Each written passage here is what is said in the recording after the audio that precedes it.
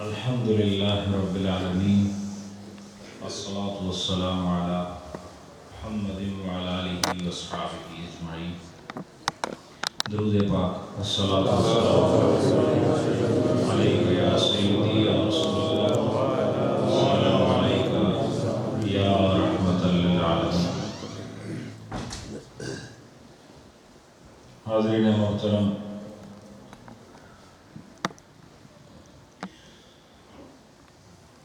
ہمارے فقہ کے بیان میں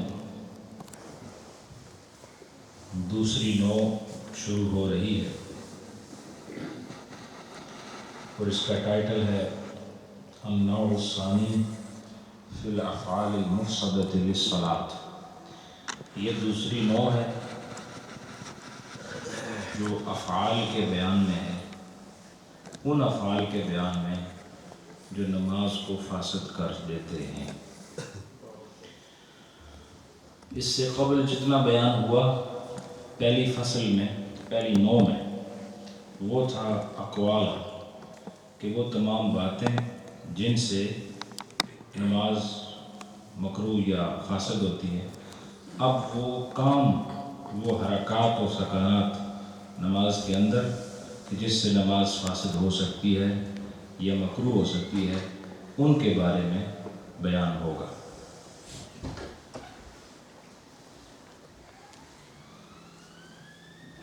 العمل الکثیر یفسد الصلاۃ والقلیل لا. یہ کہتے ہیں کہ عمل کثیر نماز کو فاسد کر دیتا ہے، والقلیل لا، اور تھوڑا عمل قلیل یہ نماز کو فاسد نہیں کرتا.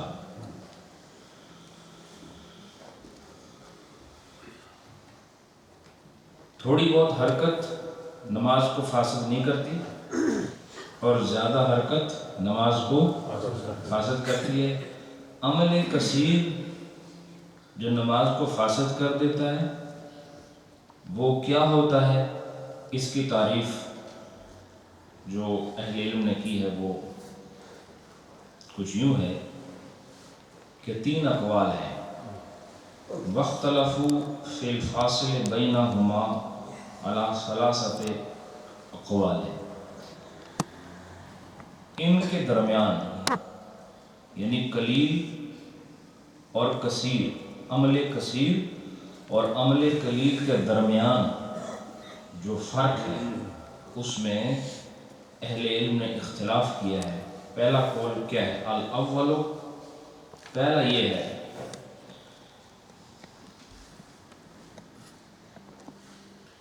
کہ ما یقام بالیدین عادتاً کثیر، کہ وہ کام جو عام طور پر 2 ہاتھوں سے کیا جاتا ہے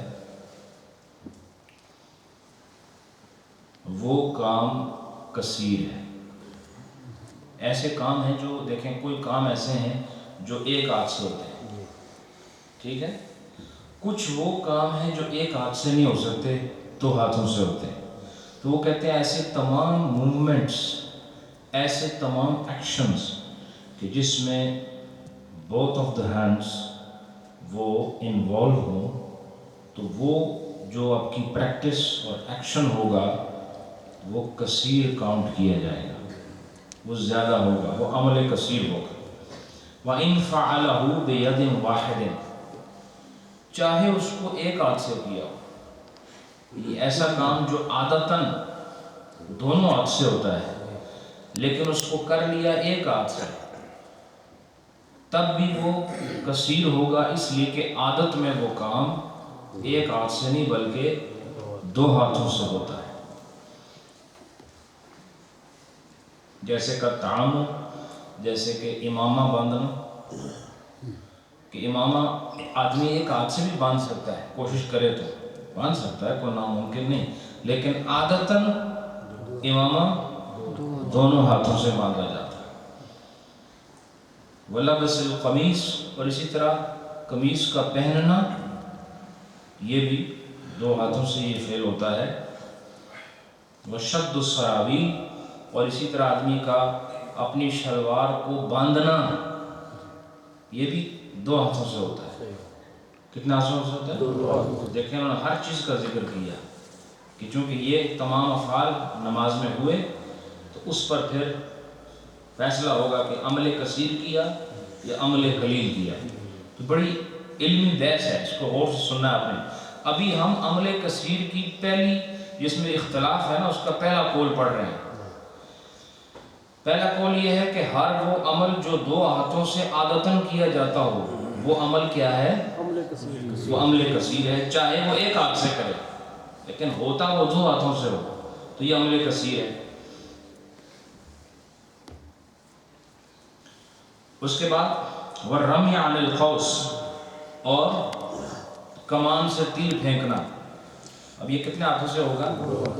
1 ہاتھ میں کمان ہوگی، 1 ہاتھ میں تیر ہوگا۔ وَمَا يَقَامُ بِيَدٍ وَاحِدٍ، اور جو ایک ہی ہاتھ سے ہو جاتا ہو قلیل، وہ عمل قلیل ہے۔ جو 2 ہاتھوں سے ہوتا ہو وہ کیا ہے؟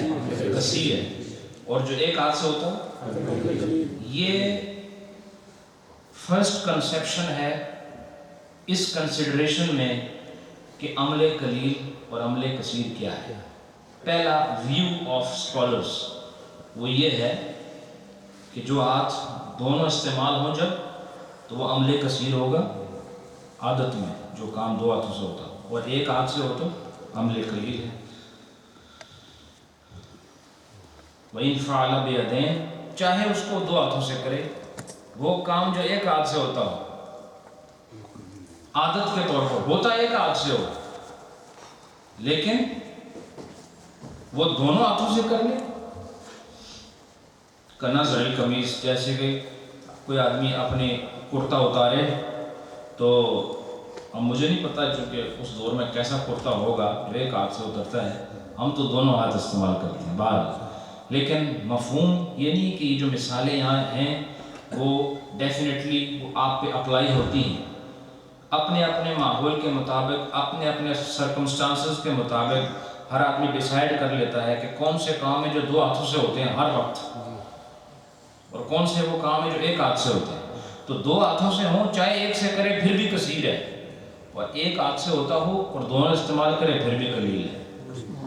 یہ تو ہے پہلا ویو ہے، اس کو سنیں، اس پر کوئی کنسنسس نہیں ہے اور نہ اس پر جو ہے ڈیسیجن میک ہوا ہے۔ سمجھ آئی؟ فرماتے ہیں وحل السراویل، اور اسی طرح پہلے تھا کہ یعنی آدمی کا اپنی شلوار کو باندھنا، تو ہے اب ہے کھولنا، کہ 1 ہاتھ سے شلوار کا کھولنا جو ہے یہ ممکن ہوتا ہے۔ وَلَبْسِ الْقَلَنْسَوَى، اور ٹوپی کا پہننا، یہ 1 ہاتھ کے افعال کی مثالیں دے رہے ہیں۔ وَنَزْعُهَا، اور اس کو اتار دینا، ٹوپی پہننا اور ٹوپی اتارنا 1 ہاتھ کی مثال دے رہے ہیں۔ وَنَزْعُ الْلَجَّامِ، اور اسی طرح جو لگامیں ہوتی ہیں جانور کی، اس کا جانور سے اس کو دور کرنا، الگ کرنا 1 ہاتھ سے۔ وَكُلُّ مَا يَقَامُ بِيَدٍ وَاحِدٍ فَهُوَ يَسِيرٌ مَا لَمْ يَتَكَرَّرْ، وہ کہتے ہیں کہ وہ جو ایک ہاتھ سے کام ہوتا ہے فَهُوَ يَسِيرٌ، پس وہ نارمل ہوتا ہے، آسان ہوتا ہے، ٹھیک ہے، تھوڑا ہوتا ہے۔ جو 1 ہاتھ سے ہوتا ہے وہ کام تھوڑا ہوتا ہے۔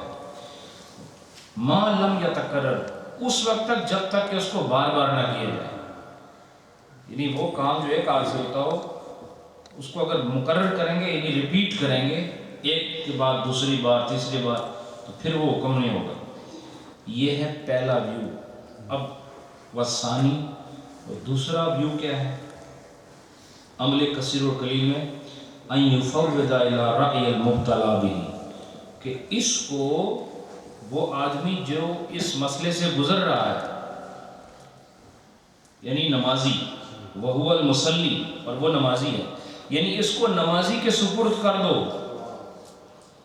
کہ وہ اپنی مرضی سے فیصلہ کرے کہ یہ کام کثیر ہے یا قلیل ہے، خود ڈیسائیڈ کر لے نمازی کہ میں نے یہ کام جو ہے یہ عمل کثیر کیا یا عمل قلیل کیا۔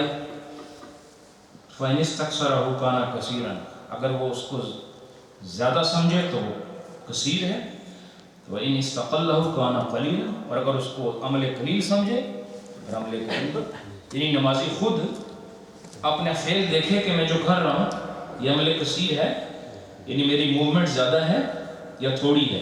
अगर वो ज़्यादा समझे तो ज़्यादा होगा, और थोड़ा समझे तो वही अमल कलील होगा। इसका हाज़ा अक़रबुल अक़वाल इला राई अबी हनीफ़ा रहमहुल्लाह ताला, और ये इमाम आज़म अबू हनीफ़ा के अक़वाल के ज़्यादा करीब है। वस्सालिसु, तीसरा व्यू सुनो, अमल कलील और अमल कसीर में तीसरा view of scholars, Hanafi scholars. वस्सालिस, तीसरा क्या है, अन्नहु लौ नज़र इलैहि नाज़िरुन मिन बईदिन, वो ये है कि अगर उसको कोई देखने वाला दूर से देखे, नाज़िरु लौ नज़र इलैहि नाज़िरुन मिन बईदिन, कि कोई देखने वाला उसे देखे दूर से, इनकान ला यशुक्कु अन्नहु फी गैर सलात फहुवा कसीरुन, कि अगर उसको शक हो, वो दूर से देख रहा है और उसको ये शक नहीं कि ये आदमी नमाज में है, बल्कि यकीन है कि ये नमाज नहीं पढ़ रहा, दूर से कोई देख रहा है, उसने देखा एक आदमी है जो दोनों हाथों से बाल कंघी कर रहा है, खड़ा ज़रूर है, किबले की तरफ मुंह है, वो दूर से देख रहा है, तो उसकी हरकत और उसकी मूवमेंट्स और उसके एक्शन से ये प्रूव हो रहा है उसको, और उसको ऐसा लग रहा है, ऐसा फील कर रहा है कि ये आदमी नमाज नहीं पढ़ रहा, तो वैसे ही खड़ा है, तो वो कसीरुन, तो वो अमल कसीर है। वो क्या है? वो अमल कसीर है। मुफसिदुन, और वो नमाज को फासद करने वाला है, वो नमाज को फासद करने वाला है। वह इन शक का, और अगर उसको शक हो कि ये आदमी नमाज में है या नहीं, इसमें शक है, इसका मतलब है वो जो प्रैक्टिस इसको कर रहे हैं नमाज के दौरान वो बहुत माइनर है। क्या है? मेजर नहीं, वो मूवमेंट बहुत छोटी है, इसलिए उसको शक हुआ। पहले में उसको शक नहीं हुआ कि आदमी नमाज में नहीं, उसको यकीन है कि नहीं है नमाज में, क्योंकि जो हरकतें कर रहा है वो नमाज वाली लगती नहीं। लेकिन अगर वो थोड़ी बहुत उसने हरकत की, उससे उसको शक हुआ, उसको क्या हुआ? शक हुआ कि ये नमाज में है या नहीं, तो फलैसा बिमुफसिदिन, तो वो अमल जो है नमाज को फासद करने वाला नहीं। वहाज़ा हुवल असह, तो यही सही कौल है। वह हुआ अहसन, और यही अहसन है। कज़ाफ़ी मुहीत सरखसी, और इमाम सरखसी की मुहीत में भी इसी तरह लिखा है। वह हुआ इख्तियार आम्मा, और ये तमाम उलमाए हक़ उमूमी तौर पर इसी मसलक को पसंद फरमाते हैं, इसी कौल को पसंद करते हैं अमल कसीर की तारीफ़ में और अमल कलील की तारीफ़ में। अब मैं आपको ये मैंने इसलिए बताया ताकि आपको मुख्तलिफ उलमा का व्यू पता चले, लेकिन जिस व्यू पर उलमा एग्रीड हैं, जिस चीज़ पर उनका इत्तेफाक हुआ है, वो ये कि कोई देखने वाला दूर से देखे तो उसको यकीन हो कि ये आदमी नमाज नहीं पढ़ रहा, तो फिर वो फेल क्या होगा? अमल कसीर होगा। और अगर उसको शक हो कि ये आदमी नमाज पढ़ रहा है या नहीं पढ़ रहा, तो शक की वजह से, यानी उसको ये भी यकीन नहीं है ना कि नहीं पढ़ रहा, शक की वजह से वो अमल जो है वो अमल कलील होगा और वो नमाज को फासद नहीं करेगा। ये अब आपको समझ आ गया। इसके बाद आगे मसाइल शुरू करते हैं। इन तक़ल्लद सैफ़न, अगर किसी ने नमाज में, क्योंकि अब ये जितने मसाइल होंगे ये बयान होंगे नमाज के दौरान की बात हो रही है, ठीक है।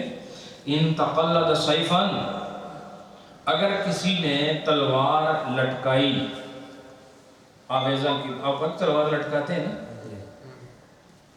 तलवार, चूँकि अब ये जो किताब है कई सौ साल पुरानी है, उस दौर में ये रिवाज था तलवार रखने का, ठीक है। तो अगर किसी ने तलवार लटकाई और नज़अहु, या उसको पहले से लटकी थी उसको गले से निकाल के रख दिया, ला तुफ़सिदु सलातहु, उसकी नमाज फासिद नहीं होगी, क्योंकि ये अमल कसीर नहीं होगा। वो सिर्फ इतनी हरकत करेगा कि जिससे वो تلوار کو اپنی گردن سے نکالے اور چھوڑ دے، ٹھیک ہے. وَقَضَا إِذَا تَرَدَّى بِرِدَاءٍ، اسی طرح وَحَمَلَ شَيْءً خَفِيفًا يُحْمَلُ بِيَدٍ وَاحِدٍ، اسی طرح اگر کسی آدمی نے چادر اوڑھی، کیا کیا؟ چادر اوڑھی یا کوئی شے اٹھائی جو ہلکی ہے. چادر بھی ہلکی ہوتی ہے، بولو نا. چادر میں اور رضائی میں کوئی فرق ہوتا ہے کہ نہیں؟ رضائی ہلکی ہوتی ہے نا، چادر کیا ہوتی ہے؟ بھاری ہوتی ہے. بہت معلومات. تو اگر کسی نے چادر اوڑھی وہ بھی ہلکی ہے، یا کوئی چیز اٹھائی جو ہلکی ہے، اور یحمل بید واحد، اور یہ اٹھانا ایک ہاتھ سے کیا ہو. کس سے کیا ہو؟ ایک ہاتھ سے کیا ہو. او حمل صبیا، یا اس نے کوئی بچہ اٹھایا. کیا کیا؟ بچہ اٹھایا حالت نماز میں. او ثوبا، یا اس نے کوئی کپڑا اٹھایا. علی عاتقہ، اپنے کپڑا اس نے اپنے مونڈے پر رکھا. عاتق کہتے ہیں مونڈے کو، ٹھیک ہے. لم تفسد، اس کی نماز فاسد نہیں ہوگی. ٹھیک ہے، اس کی نماز فاسد نہیں ہوگی. وَإِنْ حَمَلَ شَيْئًا، اور اگر اس نے کوئی شے اٹھائی بِحَيْثُ يَتَكَلَّفُ بِحَمْلِهِ وَلَهُ مُؤْنَةٌ، اور کہا کہ اگر اس نے کوئی چیز اٹھائی اور اس میں تکلیف محسوس کرتا ہے اٹھانے کے بعد، اور وہ اس پر بہت بوجھ ہے، چیز اٹھائی ہے لیکن یہ تکلف ہے اس میں اٹھانے میں اور بوجھ بھی ہے، فسدت صلاتہ، تو اس کی نماز فاسد ہو جائے گی. اس لیے کہ ہلکی چیز کے اٹھانے میں عمل قلیل ہوگا اور باری چیز اٹھانے میں عمل کثیر ہوگا. بات سمجھ آئی کہ نہیں؟ یہ مسائل کیوں بتا رہے ہیں آپ؟ اس لیے کہ آپ نماز میں چیزیں اٹھانا شروع کر دیں. بولو. یہ اس لیے کہ اگر آپ نے ایکسیڈنٹلی ایسا کر لیا تو اس کے لیے اسلامک رولنگ کیا ہوگی؟ آپ کی نماز باقی بچے گی یا نہیں؟ اس لیے کہ نماز میں بچے اٹھانا شروع کر دو، مولوی صاحب دسے، پیر صاحب دسے. یہ اس لیے بتایا کہ اگر آپ نے کوئی ایسا فعل کر لیا تو پھر آپ کے پاس اسلامک رولنگ کیا ہے، کیا لاز ہیں، کیا اس کے آداب ہیں، کیا اس کے کنڈیشن اور ٹرمز کیا ہیں، آپ کیسے سمجھیں گے آپ کی نماز ویلڈ ہے کہ نہیں. اس لیے یہ مسائل بتا رہے ہیں. اس کا مطلب یہ نہیں کہ آپ چیزیں اٹھانا شروع کر دیں نماز میں. پھر فرمایا وَإِنْ أَكَلَ أَوْ شَرِبَ عَامِدًا، اگر کسی آدمی نے جان بوجھ کر کھایا، اور شرب، اور پیا، کھایا اور پیا، او ناسیاً، یا جان بوجھ کر تو نہیں لیکن بھول کر کھایا اور پیا. بھول کر کھائے پیے یا جان بوجھ کر کھائے پیے، تفسد صلاتہ، ہر دو صورتوں میں اس کی نماز فاسد ہو جائے گی. ٹھیک ہے، آدمی جان بوجھ کر کھائے پیے یا بھول کر کھائے، ہر دو صورتوں میں نماز فاسد ہو جائے گی. اذا کان بین اسنانہ شیء من الطعام، اگر اس کے دانتوں میں کھانے کی کوئی چیز موجود ہو. یہ اکثر ہیپن ہو سکتا ہے آپ کے ساتھ.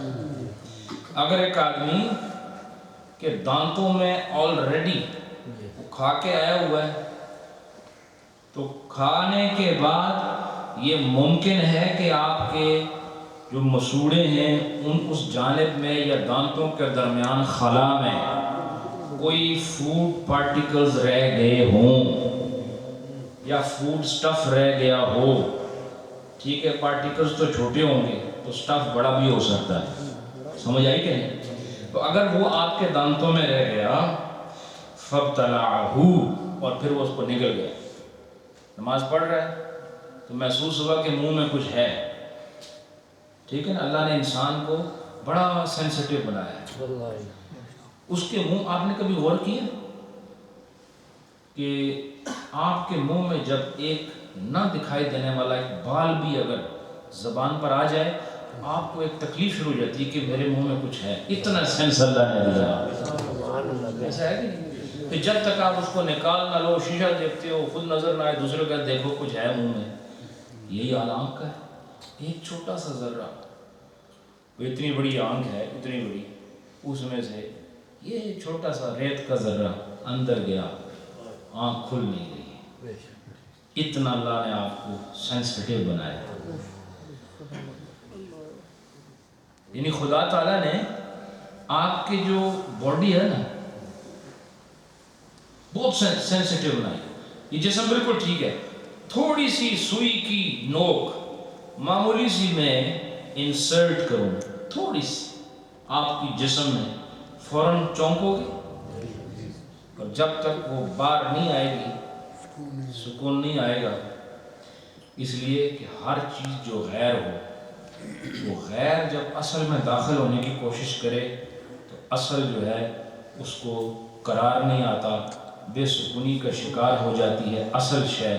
اسی لیے اللہ نے ہمارے ظاہر کو اتنا سینسٹیو بنایا کہ زبان میں اگر کوئی غیر چیز آئی تو زبان فوراً تکلیف میں مبتلا ہوگی، کان میں کچھ چلا گیا فوراً دوڑے گا، کیا ہے، کدھر گیا، کس طرح باہر نکالو، آنکھ میں کچھ گیا۔ تو یہ اس میں سبق ہے کہ جس طرح تمہارے ظاہر کو ہم نے سینسٹیو بنایا اور غیر اس میں داخل نہیں ہوتا، اپنے باطن کو بھی اتنا سینسٹیو کرو کہ جب کوئی ناجائز چیز اندر آئے تو فوراً بے قرار ہو جاؤ، بے قرار ہو جاؤ، غیر کو مت اندر آنے دو۔ اور کوئی ایسی چیز جو روح کے نظام کو درم برم کر دے اسے اندر مت آنے دو۔ جس دن تمہاری روح کو یہ مقام حاصل ہو گیا اس دن تم بندہ کامل بن جاؤ۔ جسم کو یہ مقام خود بخود حاصل ہے، لیکن روح کے لیے تمہیں محنت کرنی ہوگی، اس کو اتنا سینسٹیو بنانا ہوگا، اور روح یہ سینس ذکر اللہ سے حاصل کرتی ہے۔ یہ سینسیشن روح اللہ کے ذکر سے حاصل کرتی ہے۔ اس لیے اپنے آپ کو پاک کرو تاکہ جیسے ہی کوئی گناہ اندر جانے کی کوشش کرے روح تڑپ جائے کہ نہیں، اس کی گنجائش نہیں۔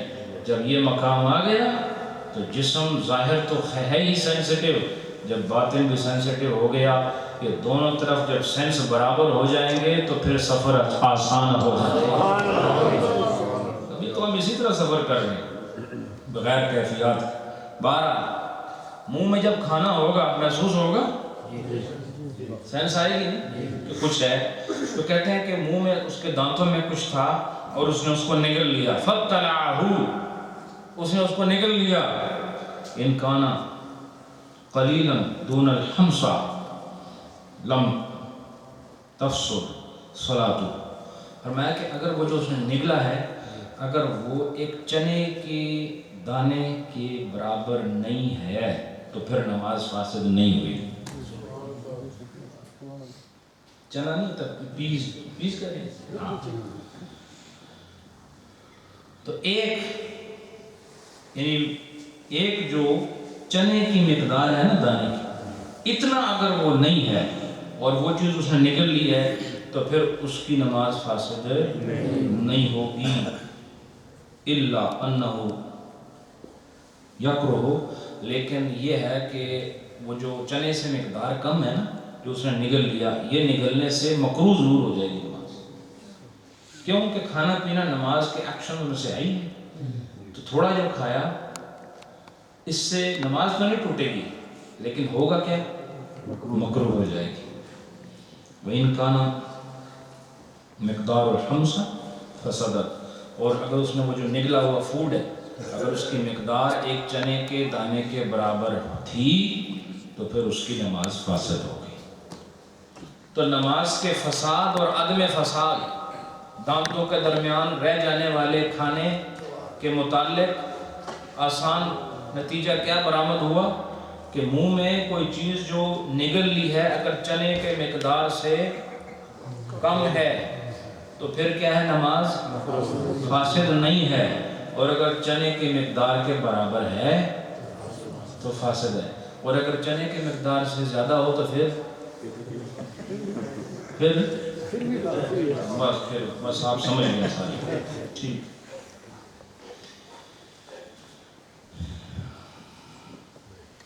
لو ابتلع دم بین اسنانی، اگر کسی آدمی نے دانتوں کے درمیان آنے والے خون کو نکل دیا. اچھا یاد رکھو کہ خون اگر باقی جسم سے نکلے نا اس کا اور حکم ہے، لیکن جو مصولوں سے آتا ہے اکثر بیماری کی وجہ سے آتا ہے یا اور، تو اس کا حکم یہ نہیں کہ وہ جیسے نکلے وضو ٹوٹ جاتا ہے. اس کا اصول یہ ہے، یہ پہلے گزر چکا ہے، کہ وہ اس میں تھوکے اور دیکھے کہ تھوک کا رنگ غالب ہے یا خون کا غالب. جو اغلب ہوگا، جو زیادہ ہوگا، اس کے مطابق حکم ہوگا. اگر تھوک کا رنگ غالب ہوا تو وضو نہیں ٹوٹا، اور اگر خون کا رنگ غالب ہوا وضو ٹوٹ جائے گا. اب ایک آدمی کے مسوڑوں سے خون آیا حالت نماز میں اور وہ نگل گیا، ٹھیک ہے، بیماری ہے، وہ تکلیف ہے. لم تفسد اذا كانت الغلبة بالريق، تو اس کی نماز فاسد نہیں ہوگی اگر اس کے تھوک جو ہے وہ رنگ پر غالب ہوا، خون کے رنگ پر غالب ہوا. یہ کیسے پتہ چلے؟ چونکہ رنگ نظر تو نہیں آتا. بات سمجھ آئی کہ وہ تو منہ کے اندر ہے، تو رنگ تو تب نظر آئے گا جو آنکھوں کے سامنے ہوگا. وہاں کو ایسے نہیں کہ اندر سے پھیر کے تو ہم اندر ہی دیکھ رہے ہیں کہ یہ ریڈ ہے یا ریڈ نہیں ہے ہمارا تھوک. تو اس کا طریقہ جو ہے وہ یہ بتایا کہ وہ ذائقے سے پتہ چل جاتا ہے. خون کا ایک ذائقہ ہوتا ہے، اگر آپ اس کا ٹیسٹ محسوس کر لیں نا تو سمجھ لو کہ تھوک کم ہے اور خون زیادہ ہے. تھوک کم ہے، خون زیادہ ہے. تو جس چیز کا غلبہ ہوگا اس کے مطابق آپ خود فیصلہ کر لو گے کہ آپ کی نماز فاسد ہوئی یا نماز فاسد نہیں ہوئی. اس کے بعد فی النصاب، ہماری ایک کتاب ہے نصاب، اس میں ذکر ہے رجل اکل او شرب قبل الشروع فی الصلاۃ. ایک آدمی نے کھایا پیا نماز شروع کرنے سے پہلے. مثلا نماز میں رہتا ہے ٹائم کتنا؟ 5 منٹ. اس نے کہا 5 منٹ میں تو میں یہاں سے راج ڈیل پہنچ جاتا ہوں، تو کھانا کیوں نہیں کھا سکتا؟ تو فوراً اس نے کھانا کھایا. ٹھیک ہے، کھانا کھا لیا. ثم شرع فی الصلاۃ، پھر اس نے نماز شروع کر دی. پہلے کھانا کھایا، پھر کیا کیا؟ نماز پڑھی. وبقی فی فمہ فضل الطعام، اور پھر اس کے منہ میں طعام کا باقی ماندہ حصہ رہ گیا. فضل الطعام، کھانے سے زائد جو چیز ہوتی ہے اس کو فضل الطعام کہتے ہیں. کیا کہتے ہیں؟ یہ فضل کا معنی زیادتی ہوتی ہے. یہ میں نے پہلے بھی بتایا تھا. آپ نے کھانا کھایا، 2 روٹیاں پکائیں، آپ نے 1.5 روٹی کھا کے سیر ہو گئے، تو جو آدھی روٹی ہے یہ فضل ہے. یہ کیا ہے؟ بولتے نہیں آپ. آپ میں سے کسی کا نام فضل ہے؟ کوئی ہے؟ ہاں تو وہ نہ بولے تو خیر ہے، آپ تو بولو نا. جو زیادہ ہو ضرورت پوری ہونے کے بعد وہ کیا ہے؟ فضل ہے. اس پر ایک بات کروں، چونکہ میں چاہتا ہوں کہ لفظ جو ہے وہ معنی اپنے اندر، کوئی لفظ ایسا نہیں جو معنی نہ رکھتا ہو. معنی نہ رکھے تو لفظ محمل ہے. فضل کا معنی زیادہ، جب کام ہو جائے اس کے بعد کوئی چیز بچ جائے یہ فضل ہے. روٹی سے جو چیز بچ جائے یہ فضل الطعام ہے. اور وضو کا پانی بھی اگر بچ جائے تو اس کو عربی میں فضل الوضو کہتے ہیں. یعنی لوٹا بھرا ہوا ہے، آپ نے وضو تمام کر لیا، نیچے بیس میں تھوڑا سا پانی بچ گیا، اس کو کیا کہتے ہیں؟ فضل الوضو. فضل الوضو، وضو کا فضل. وضو میں وہ پانی جو بچ گیا، زیادہ رہ گیا، یہ فضل ہے. اور اس کی سنت پتہ ہے کیا؟ آپ کو بتایا تھا کہ یہ پانی جو فضل الوضو ہے اس کو کھڑے ہو کے پینا سنت ہے. یہ میں نے آپ کو بتایا تھا. ये अलग बात है कि बताया सब कुछ है लेकिन आपको याद नहीं कि मैंने आपको बताया था 2 किस्म के पानी हैं जिनका खड़े होने का इस्तेहबाब है, एक ज़मज़म और एक फ़ज़लुल वज़ू। याद रखना, फ़ज़लुल वज़ू, वज़ू से बचा हुआ पानी, असल से जो बच जाए वो फजल है। और बंदा हकीर, नातवा, कमज़ोर अल्लाह से भी ये सवाल करता है कि आपको जितनी भूख लगी उतनी रोटी खाई, ये अदल है। क्या है ये अदल है। और जो खाने के बाद रह गई वो फजल है। रब से भी बंदा ये कहता है कि अदल का मामला अगर हुआ तो फिर नुकसान में रहेंगे, हम तुझसे फजल का मामला चाहते हैं, फजल का मामला चाहते हैं। और अल्लाह ने खुद इसको जिक्र फरमाया कि जब आदमी को बहुत बड़ा मर्तबा मिलता है ना, तो उसमें भी इस्लामी तरीका ये है कि वो यही कहता है ज़ालिका फ़ज़लुल्लाह है युतीहि मन यशा, ये अल्लाह का फजल है जिसे अता करना चाहे अता करना। जरूरत पूरी होने के बाद भी अगर आप पर कर्म का सिलसिला जारी है तो ये फजलुल्लाह है। क्या है? अल्लाह का फजल है। तो अगर आप और मैं सब अपनी जिंदगियों को, अपने मामलात को, अपने कारोबार को, अपनी औलाद को देखें तो हमें अल्लाह का फजल ही फजल नजर आता है। फजल ही हर चीज। कपड़े देखो आपके पास कितने हैं, 2 जोड़े कपड़ों में मैं गारंटी के साथ कहता हूँ 2 जोड़े कपड़ों में 5 साल गुजारे जा सकते हैं। 2 जोड़ों में, एक दो एक पहनो, और ये जो आपको मिलता रहे इस पर भी शुक्र वाजिब है, क्योंकि आपको खुदा ने डांटा है। लेकिन जाओ अपनी अलमारियां देखो तो आपको खुदा का फजल नजर आएगा। खाना आधी रोटी पानी के साथ खाओ, आपकी जरूरत पूरी हो जाती है। एक रोटी खाओ पानी के साथ, लेकिन जब दस्तरखान बिछता है और अनवा व अक़साम के खाने चुने जाते हैं तो उस वक्त खुदा का फजल नजर आता है।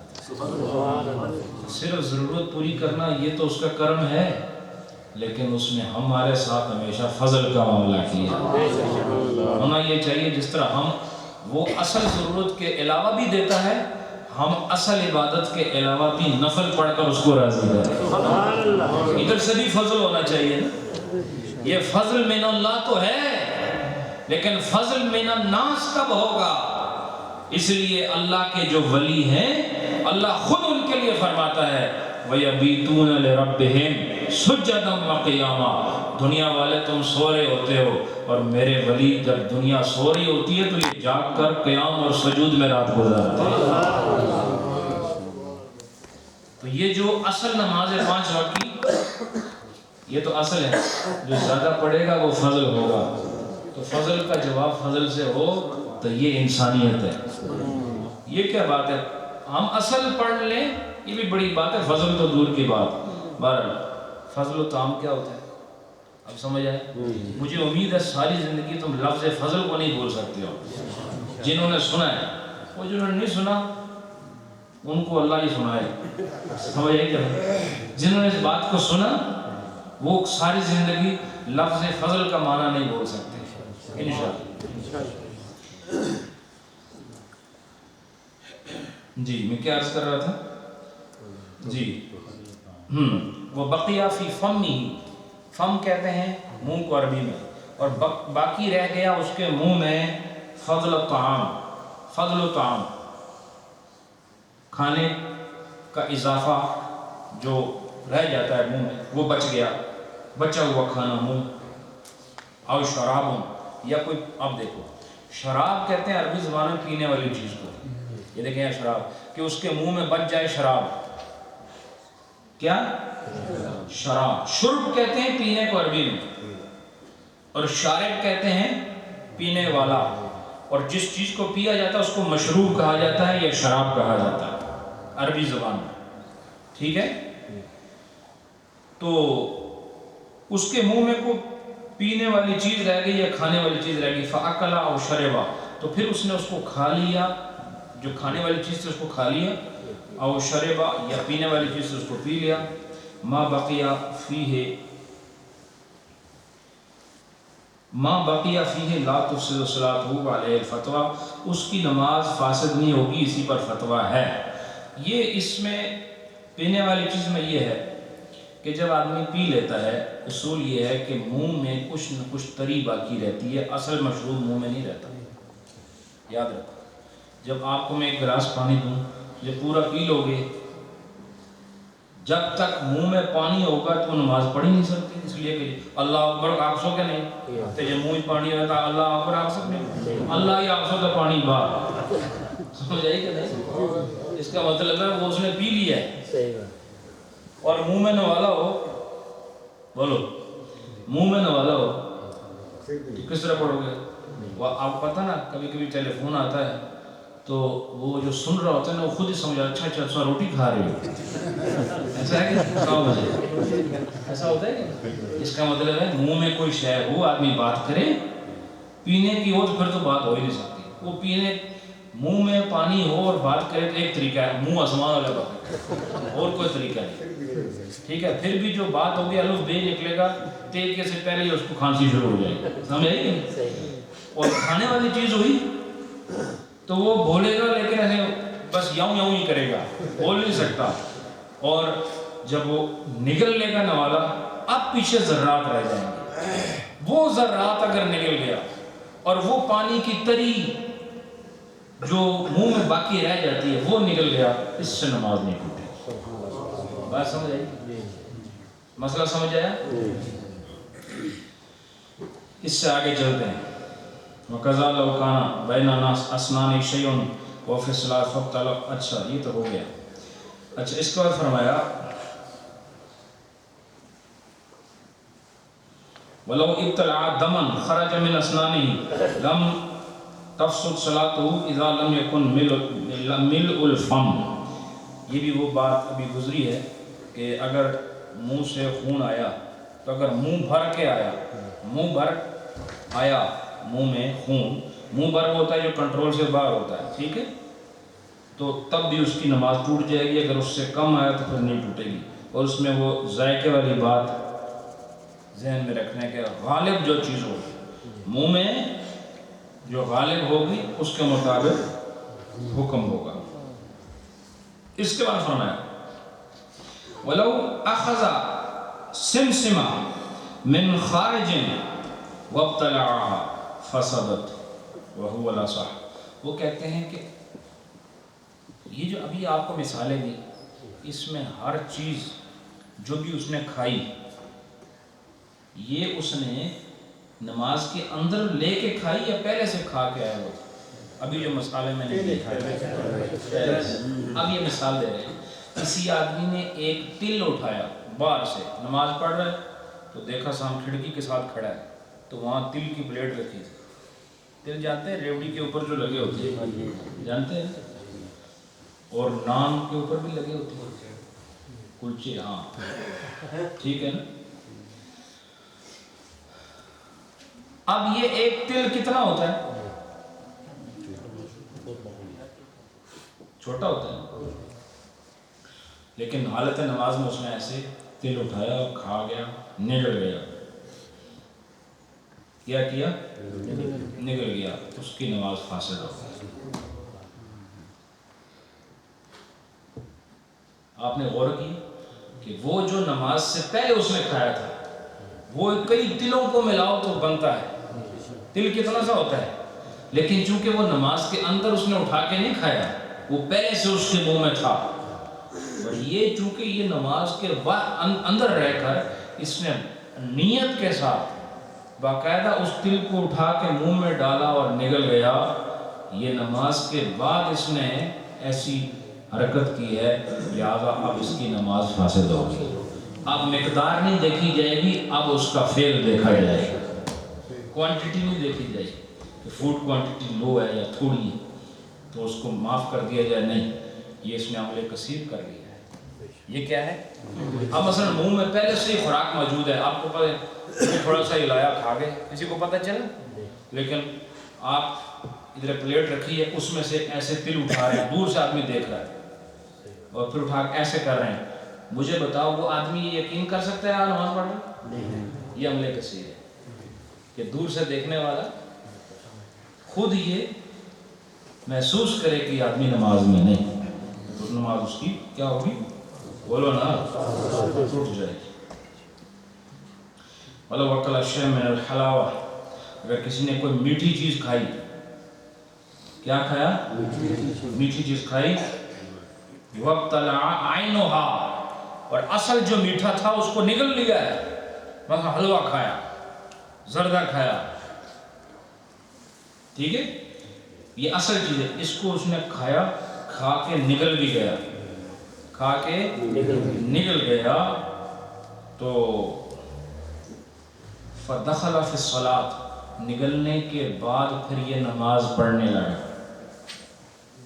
یوں سمجھو کہ ذکر ہمارا مغرب کے بعد ہے، ٹھیک ہے، اور عشاء جب شروع ہونے لگی تو آپ میٹھا کھا رہے تھے، سمجھ آئی کہ نہیں؟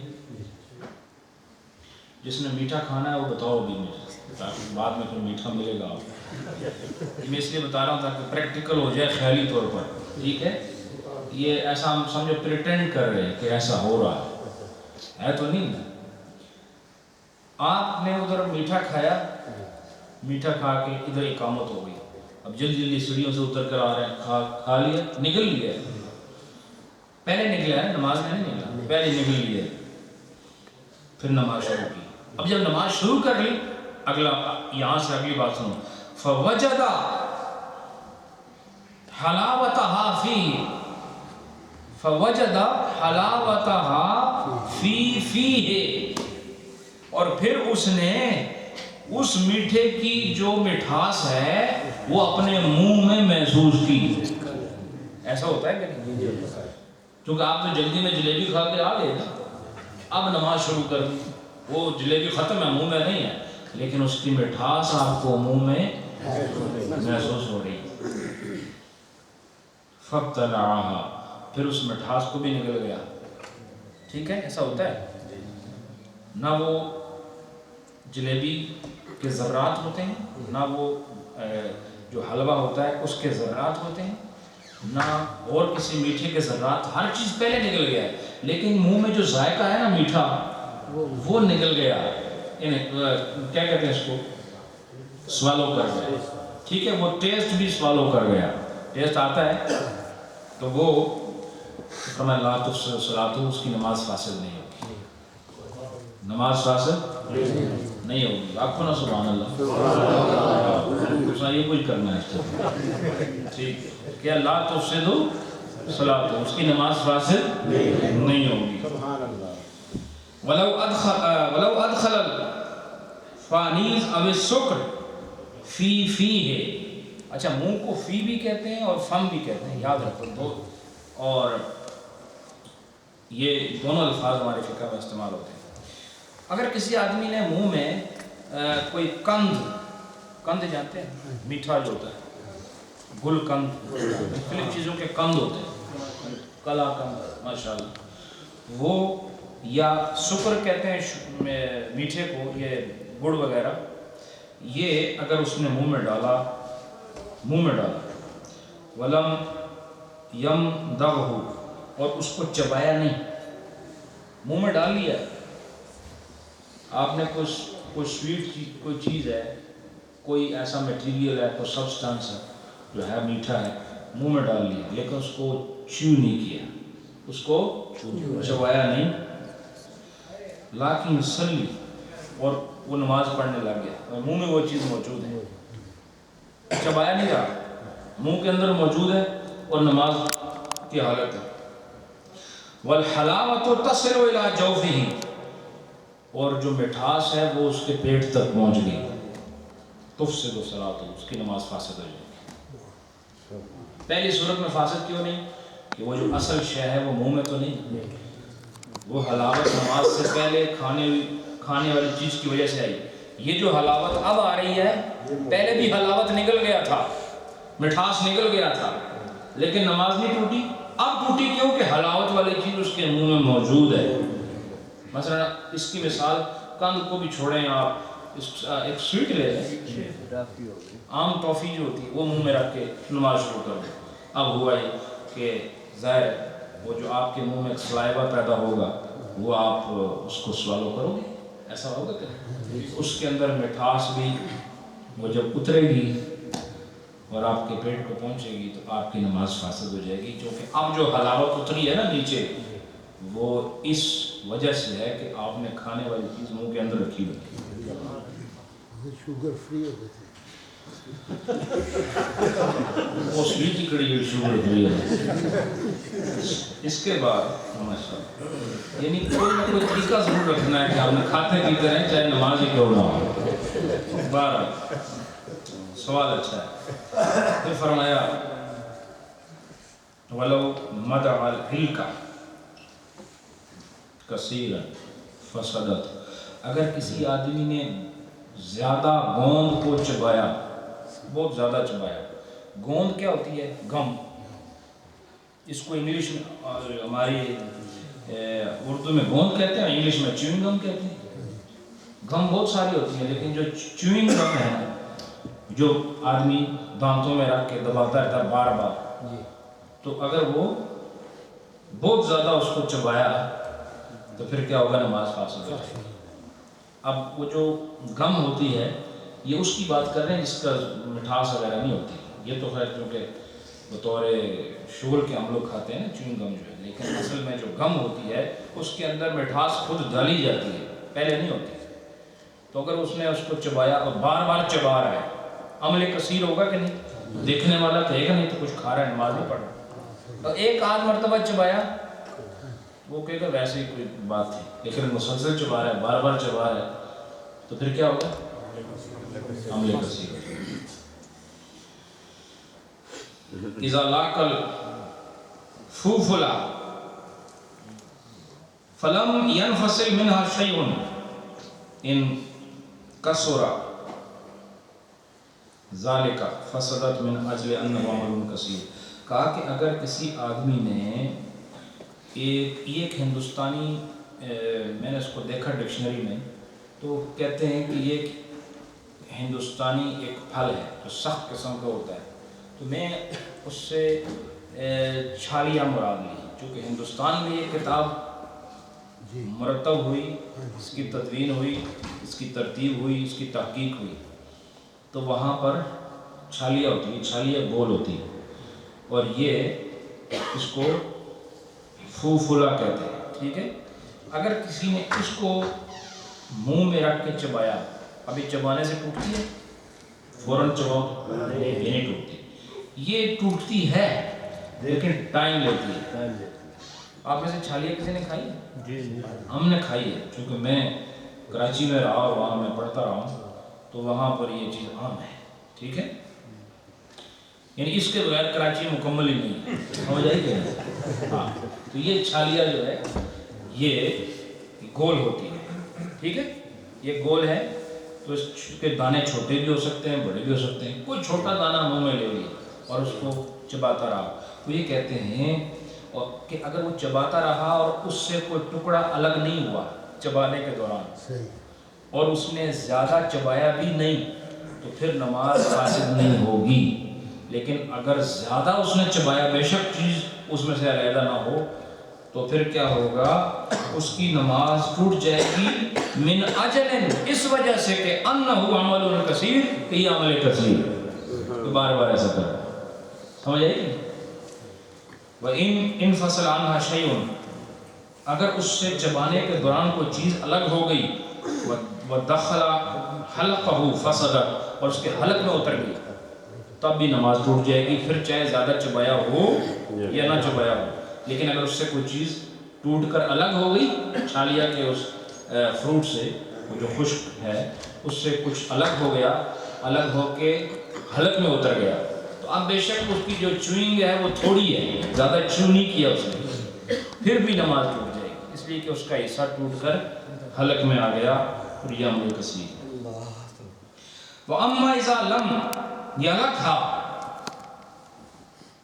اگر اس نے اس کو چبایا نہیں، وہ جو چھالیا ہے اس کو اس نے چبایا نہیں، وَدَخَلَ رِيقُهُ لَمْ تَفْسُدْ، اور اس کا جو لعاب ہے نا، یعنی اس چھالی کو اس نے چبایا نہیں لیکن وہ لعاب اس چھالی سے لگ کے حلق میں اتر رہا ہے تب بھی نماز نہیں ٹوٹے گی، کیونکہ وہ اس کا کوئی وہ اس طرح کی چیز نہیں ہے.